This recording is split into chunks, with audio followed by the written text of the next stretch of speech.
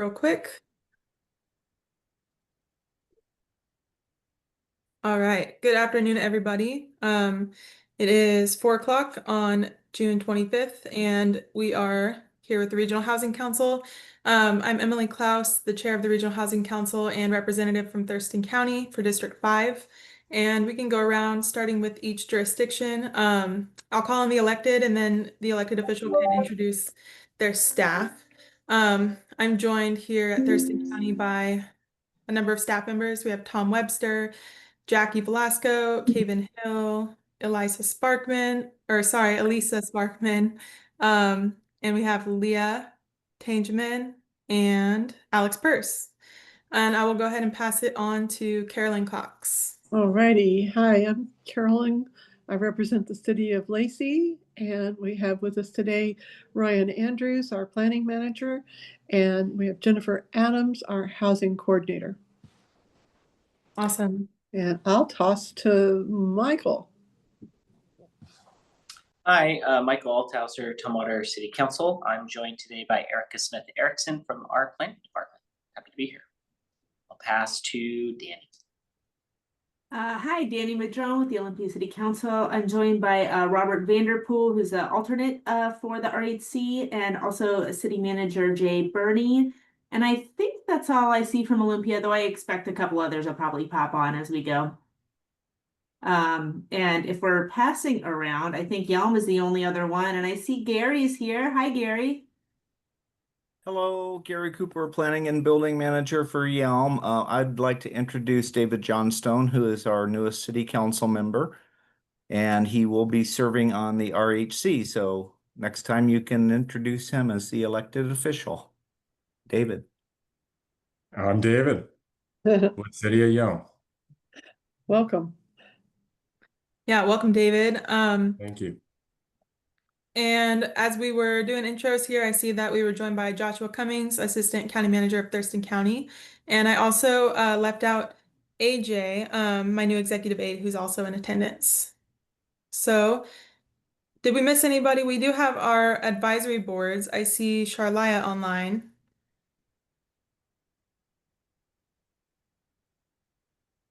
Is there anyone else from our advisory boards? All right. Well, then let's move on to the next part of the agenda, approval of the minutes. If everyone had a chance to look over the minutes, is anybody ready to provide a motion? I move we approve the minutes as presented. Okay, I'll second. All right, motion and a second. Non-debatable motion. All in favor of approving the May 28th minutes, please say aye. Aye. All right. Any opposed? All right, then that motion passes. So next on our agenda is public comment. Do we have anybody here to provide public comment? Chair, we did not have anyone sign up for public comment, but if any of the attendees would like to make public comment, if you could please raise your hand, we can promote you to do so. We'll give you just a second to find that raise hand function if you'd like to make public comment.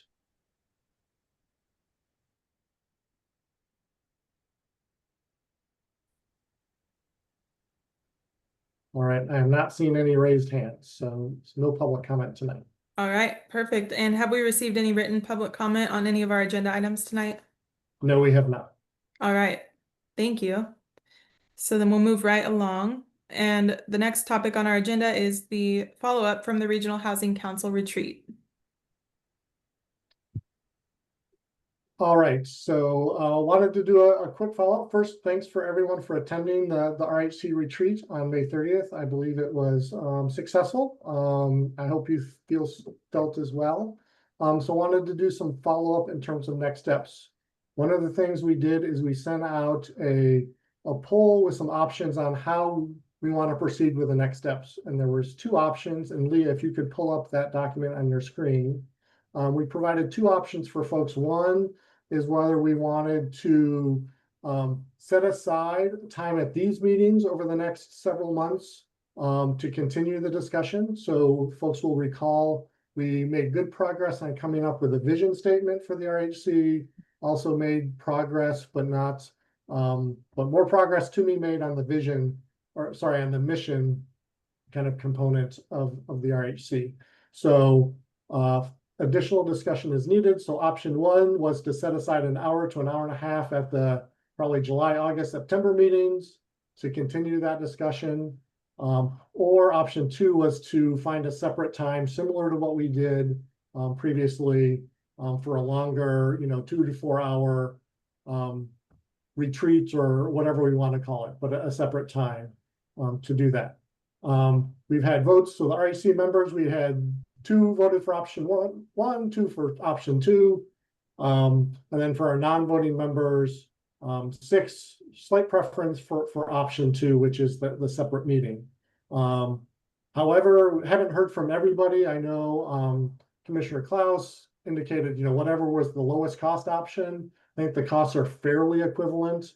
I did get a quote from Amy Lineker to do the 3 RHC meetings, 1 hour at a time, would be around $12,000, maybe a little bit less for a one-time 4-hour meeting, but the costs are fairly equivalent. So a close vote, a slight preference for option 2, but we're looking to finalize that decision tonight in a path forward. If we do want to go with option 2, then we'll start sending out and trying to find a date. I know the summer is a hard time to get folks together, but we will work to find a time that works for everyone. So I think at this point, I'd like to kind of open up for discussion and the feedback to see if the group can make a decision on we want to go with just the majority we have. But again, Commissioner Klaus did not have a strong opinion. I don't think, Michael, I don't think we received your vote. I know you've been out of town a little bit. So if you want to weigh in. If there's others who didn't get a chance to vote who would like to express an opinion, happy to hear that now as well. If we can schedule it, I think option 2 makes the most sense to just get it done in one continuous meeting, assuming we can schedule it.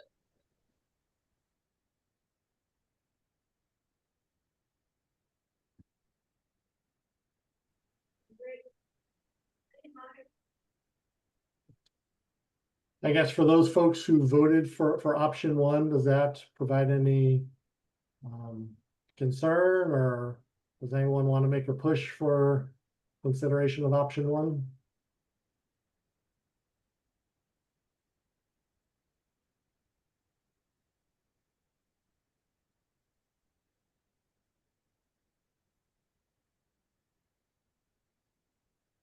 Looks like you've got your answer.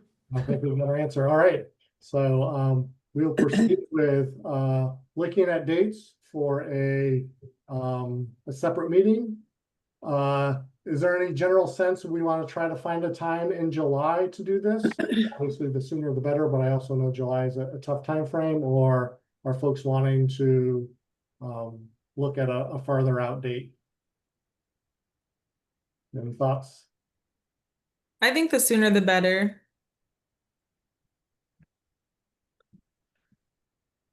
Yeah, I agree. Let's try July, and if we have to push it, we do. All right. Well, look for a doodle poll coming out. We will try to get that out either by the end of this week or first thing next week, so we can get that date scheduled. Appreciate everyone responding properly, so we can identify what dates will work for folks. We will move forward with that plan. So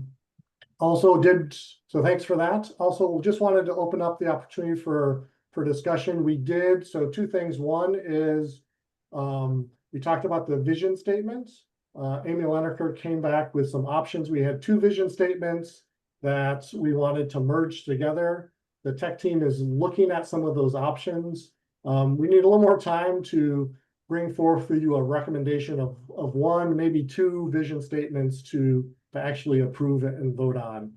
Amy sent us 5 or 6 possible ones. The tech team came up with 1 or 2 options as well.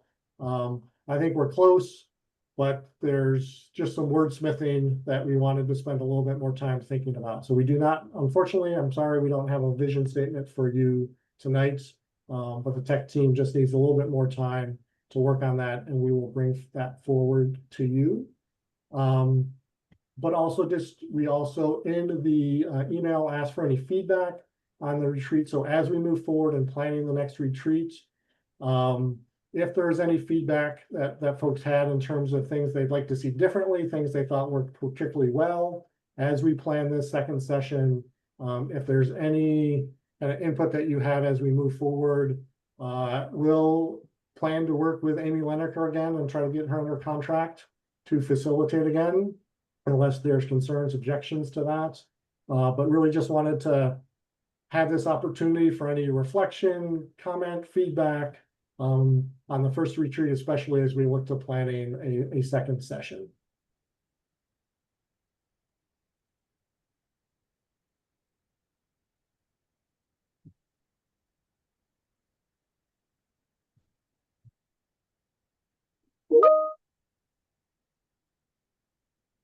All right. I think if there's no comments or feedback, then I think I'll turn it back over to the chair.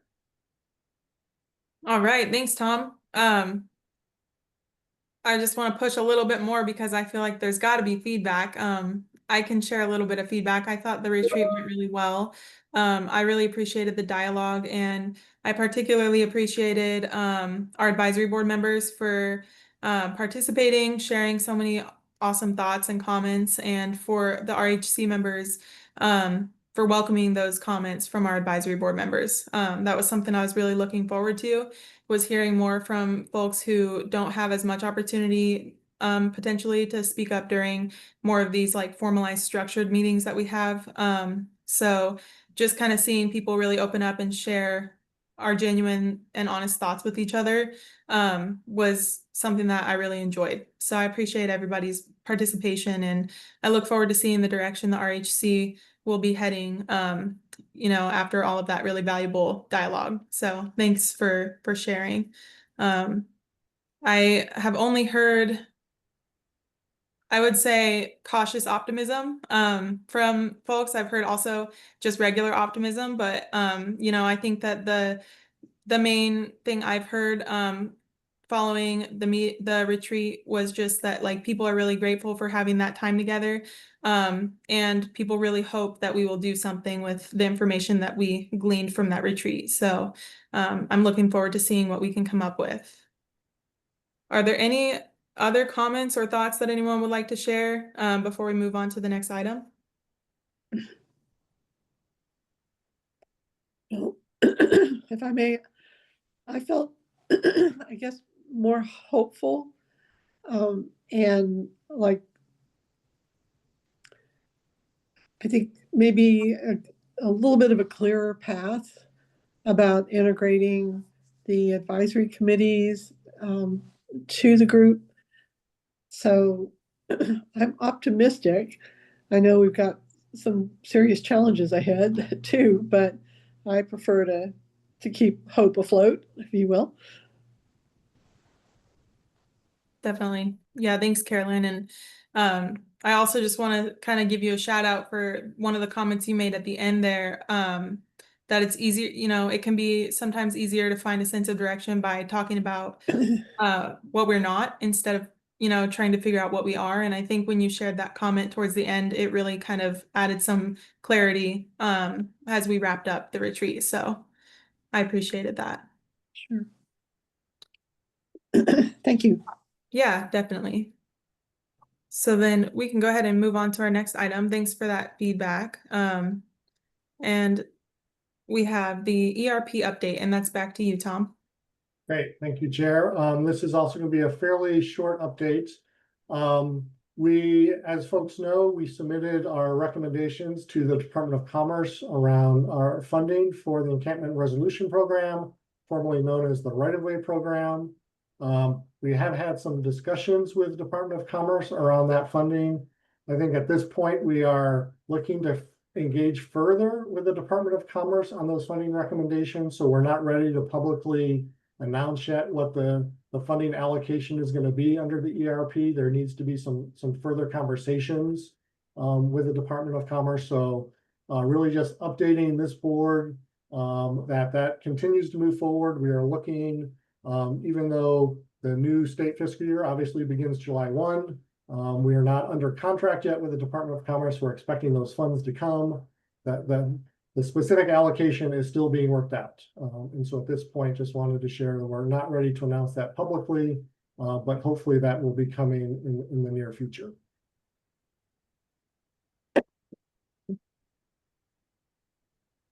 But happy to answer any questions that I can answer. Carolyn, go ahead. Thank you. Tom, does that timing mess us up in terms of deadlines and all?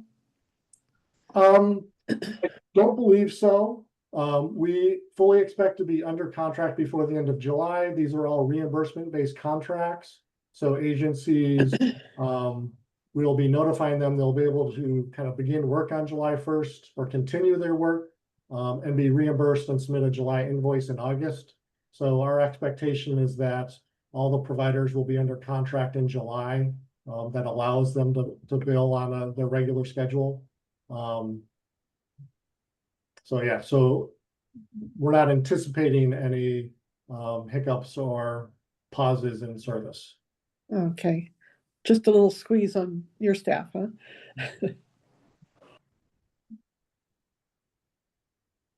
Thanks, Carolyn. Thanks, Tom. I see Jay's hand. Chair, and Tom, I don't know if now's the right time, but I do want to kind of the hiccup around Quinn Street Village funding and the conversation with Commerce. I don't know if the whole group is tied into that, but for conversation's sake, is Olympia's hearing some feedback from Commerce that they do not approve of $500,000 that was recommended to be allocated to Quinn Street Village. Obviously, that puts a pretty big dent in our funding there. And so it's something that we are continuing to have conversation with Commerce about. And Tom, I just want to make sure that you knew that we are going to engage our 22nd delegation in that conversation as well to get some assistance in talking with Commerce. Great. Yeah, thanks for that. And certainly that is one of the areas where we know ongoing conversations are happening.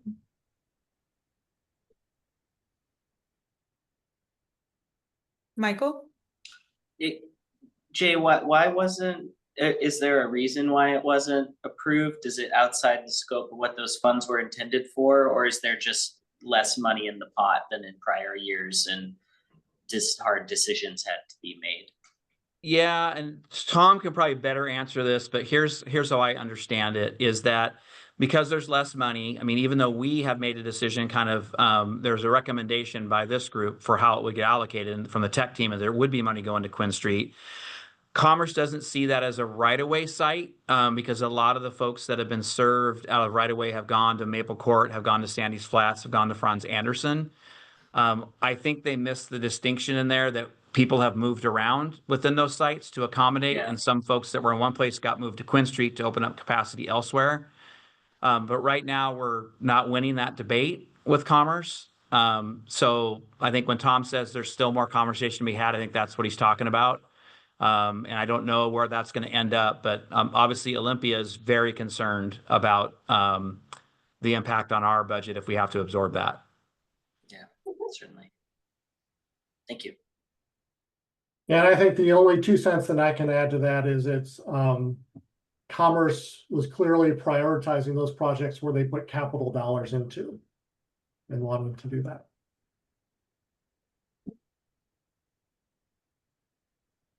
Thanks, Jay, for that question.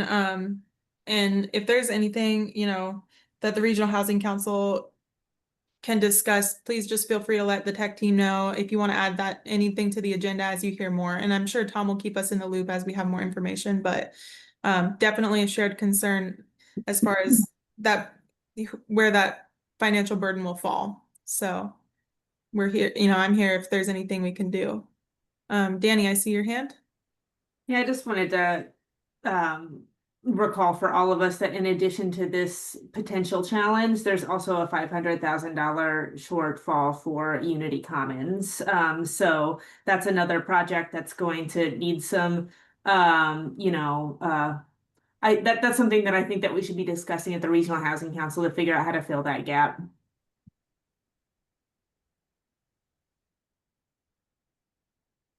Definitely. Thanks, Danny. Tom, did you have anything you wanted to respond with on that note?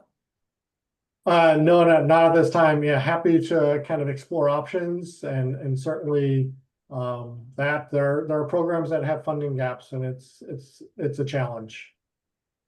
So happy to have those discussions at the RHC. Yeah, thanks for pointing that out too, Danny. All right, so definitely some challenging times coming, but always welcome to add some of those things to the agenda so we can talk through them and see if there's any other support we can come up with. And then Tom, you said that was all for the ERP update? Yeah. All right. Any other final comments or questions on that?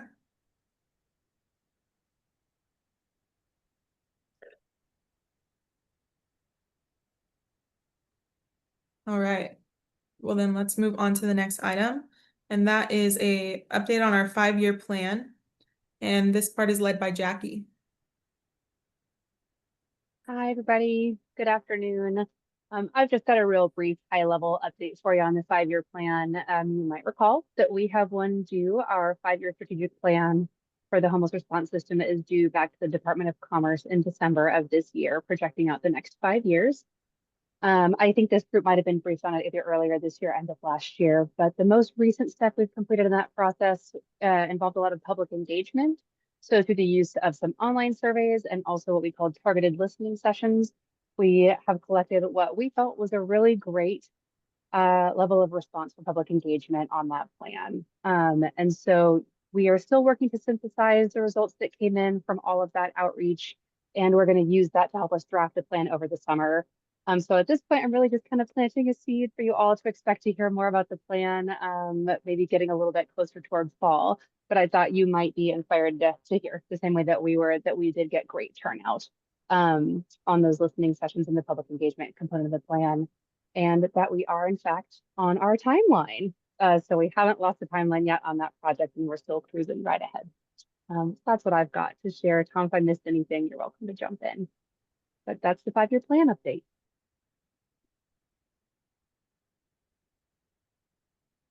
Thanks, Jackie. Are there any questions on that from any of our members?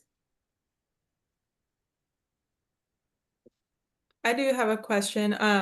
Jackie, is there like what are the next steps going to be in terms of updating the Regional Housing Council on whether it's the feedback you received or next steps for the plan? Is there anything you can kind of shed some light on? That's a great question. I think sort of our next step is, because we did get such a sort of vast amount of information back, we're still kind of synthesizing it into something that's a little more digestible to share back with groups sort of about the implications and how it might be incorporated into the plan. So I'm not sure timeline wise yet, but we can definitely, we're going to use that information and then further input yet from the Board of County Commissioners and other folks, the group at large, to probably come back to this group, I would guess maybe once we have a draft to share. And Tom or Josh could correct me if I'm wrong on that, or if I was off base on my timing. Yeah, I think, yeah, just to jump in, Jackie, that's correct. Our hope is to synthesize that data. We are hoping to do a presentation to the Board of County Commissioners later this summer, and then come back. We do anticipate doing a lot of the drafting this summer and then coming back to the RHC late summer, early fall with those updates and kind of that progress with that synthesized data and a kind of high level overview of how the plan is shaping up. And then with a plan to come back probably in October with a final draft plan. Perfect. Okay, thank you. And then is there anything you can share with me in terms of like the history of these plans and what the RHC's role has been? Is it just, like we'll be receiving information from staff on the process, or does the RHC have any place to provide input, or what is that relationship? Yeah, so it's a good question. So formally, the plan needs to be approved by the Board of County Commissioners. And also, I believe, the second largest city in the county, or at least they need to be involved. So the Board of County Commissioners is the formal body that approves the plan, but historically we have brought the plan to the RHC for to provide that input, to provide some feedback and reactions. And so we do ask, or we have in the past asked for a vote of support for the plan. It's not required, but it's something having the RHC endorse the plan is something we see as beneficial, and then being able to take that recommendation to the Board of County Commissioners for the formal vote. Okay, perfect. Thank you. I appreciate that information, and I'll look forward to hearing a later update when you have some more info. Thanks for all your work on that. Thanks, Jackie. I know you're probably synthesizing a ton of information, so I imagine it's quite a lift, but I know when the information comes back to us, we'll have a pretty good picture of what you all found. A heavy lift, but worth it. Very exciting stuff. Definitely. Yeah. Thank you. All right. Last chance for any questions or comments related to the 5-year plan update. All right, then we'll move right along. We're moving quickly through this. We're down to our communications update, and I'll pass that back over to you, Elisa. Thank you. Hi, I'm Elisa Sparkman. I'm the communications specialist for the Regional Housing Council. And the first thing I want to share is that the second issue of the new Thurston Regional Housing newsletter will be out next week. I want to thank everybody for helping me get that issue together. It's a really good one, and I'm excited for everybody to read it. So keep an eye out in your email inboxes for the summer issue. The second thing I would like to share is about the Black Home Initiative.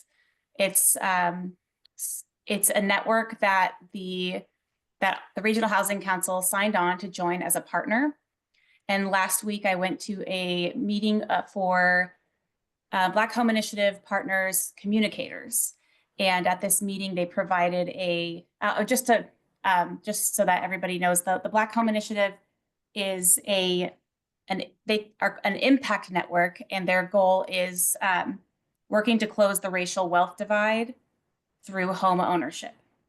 Just for that little, just in case anybody wasn't around when we did the whole Black Home Initiative review and signed on as partners. And so what I got at this meeting was I was able to connect with other communicators that are in the BHI network, and they provided a really great packet on engagement and how to engage as a partner and what we can do, which is incredibly useful. And so I'm working through this packet, seeing the ways that Regional Housing Council can be an active and good partner in this impact network to see how we can coordinate, collaborate, and find ways to share these priorities that we've identified as important to the Regional Housing Council.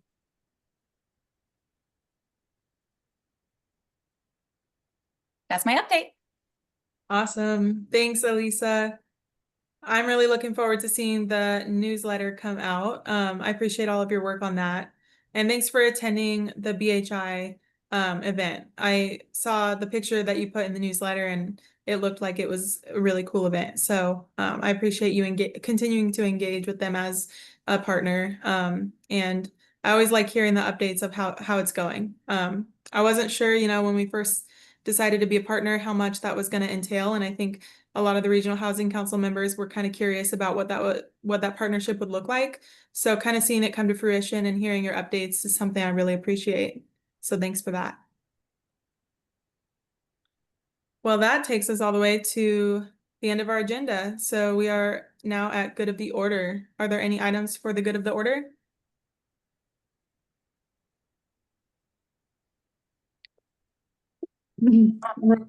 Ryan, is there anything you want to share from Lacey and Jennifer? Nothing on my end, unless there was something specific, Councilmember Cox, that you wanted us to talk about. No, I just didn't know if you all were so quiet. I just wanted to check in. Jennifer? I'll just highlight real quickly that, I think we've made mention of it here before, but we are moving forward with the property transfer from the lot property that's on Mullen Road to the city of Lacey. I think that's in its final stages right now. And then we will be then moving on to working with a nonprofit affordable housing developer to develop the property here in the near future. So stay tuned on that front, but the property transfer is in the last kind of stages at this point. So. And that's for low-income senior and multi-generational housing. Thanks. Sure. Thank you. I see your hand, Danny. Yeah, we had a study session for the Olympia City Council last night, and one of our topics included an update on the development of our housing chapter for our comprehensive plan, and it included a presentation on the displacement analysis that Krista Lenson did for the whole region. So maybe some of you have seen this information already, and if not, it's coming. But just a quick spoiler for you all, some of the policy recommendations that are coming out of this analysis for us to consider in our comprehensive plan updates are around the protection and preservation of manufactured home communities, encouraging retention and maintenance of existing affordable housing. For us in particular, evaluating, our home fund, and how that's working in sync with Thurston County. And then expand residential improvement allowances so that, when we're talking about updating residential homes, that threshold that brings about land use review and things like that. So that's some of the things that we have on our radar as a result of that analysis. And, I'll be curious, maybe that is a topic for the Regional Housing Council just to see, how we all are taking in the information from the displacement analysis. And this is, of course, a part of implementing HB 1220 for, incorporating these components into the housing element for our comp plans. Great. Thanks for that update. That's exciting. Some of the stuff you mentioned, I'll be looking forward to hearing some more info about it. I did have an update and also a question for the city of Lacey. But my update first is some folks might know, because we work with some providers that receive funds from United Way's Emergency Food and Shelter Program. But I sit on the board, the EFSP board, and it's been brought to our attention that due to some federal funding issues and funds not being received that have already been appropriated, there have been some funds already expended by some of our providers that are contracted with United Way.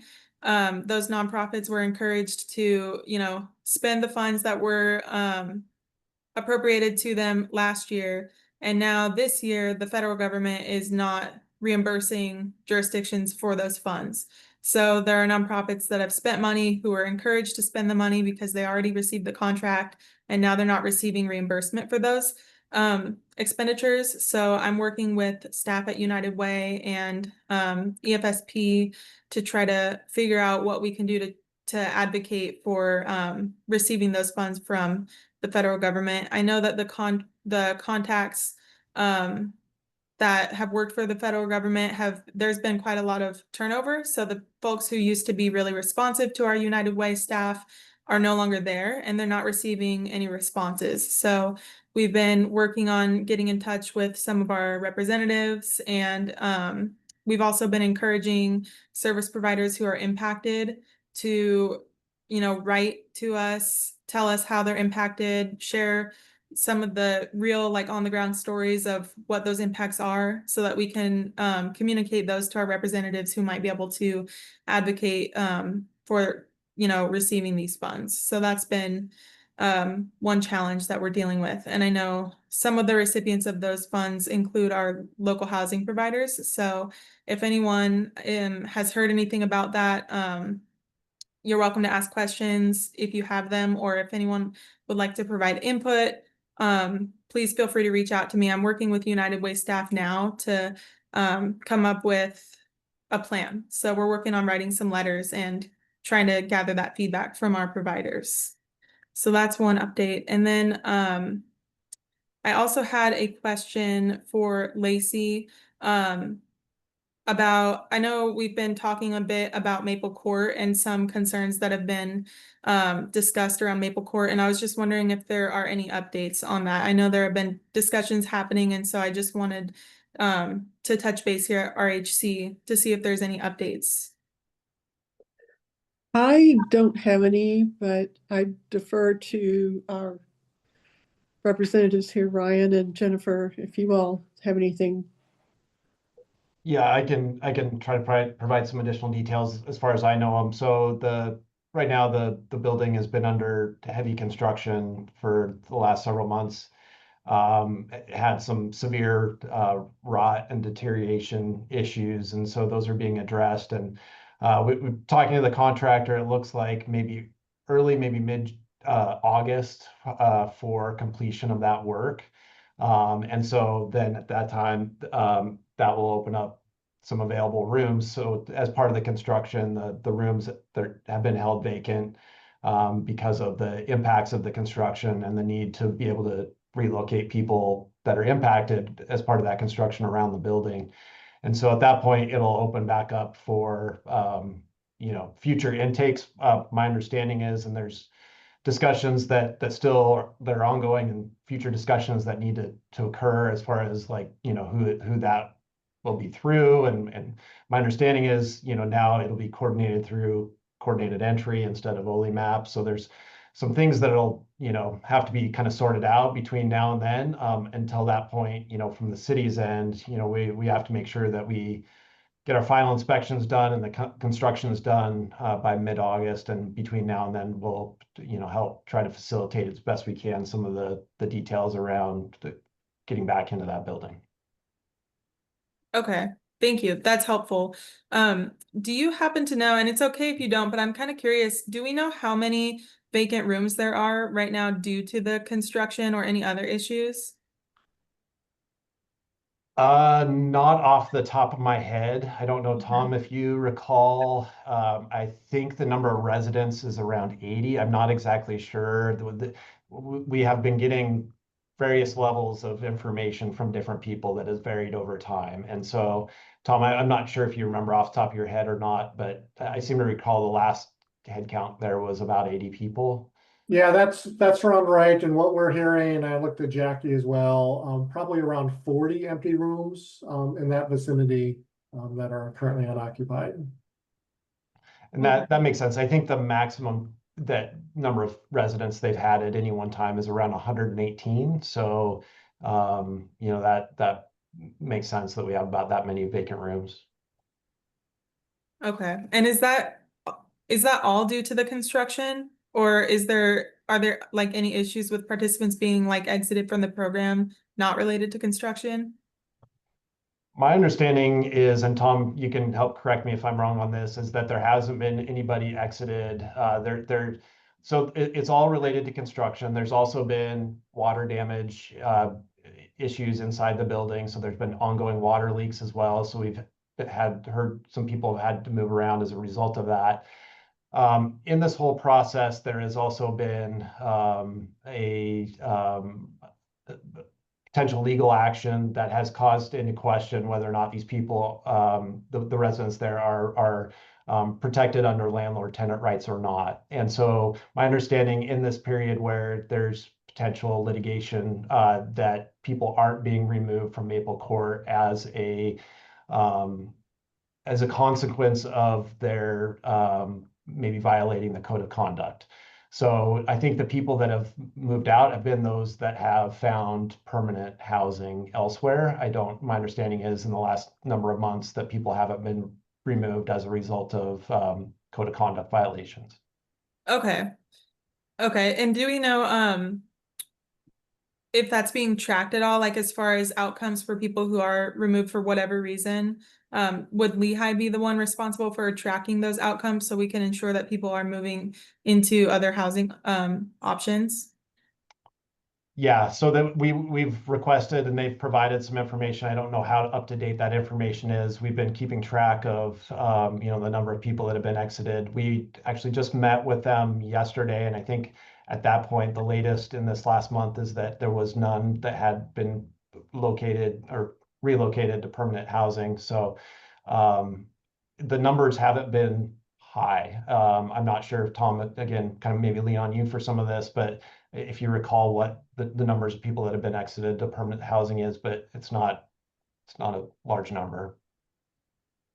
Yeah, I'd kind of echo what Ryan said. I don't have that specific number in front of me. We have been collecting that, or Lehigh's been reporting on that, but there's a relatively low number of folks who've been exited to permanent housing. I think they said they do have one person coming up here fairly soon. That looks like it's going to be a positive exit. I believe there have been a few voluntary exits, or at least what Lehigh designates as voluntary exits. In the past few months, and those are not being replaced. So that number of 40 beds, it's just been slowly increasing as folks have been exited in ones and twos over the last several months of construction, and they're not being filled. So that's how we're kind of getting up to that 40 number. Okay, great. Awesome. I really appreciate the information, Ryan and Tom. Thank you so much. That's really helpful. That's all I had for good of the order. Is there anything that anyone else has before we say goodbye?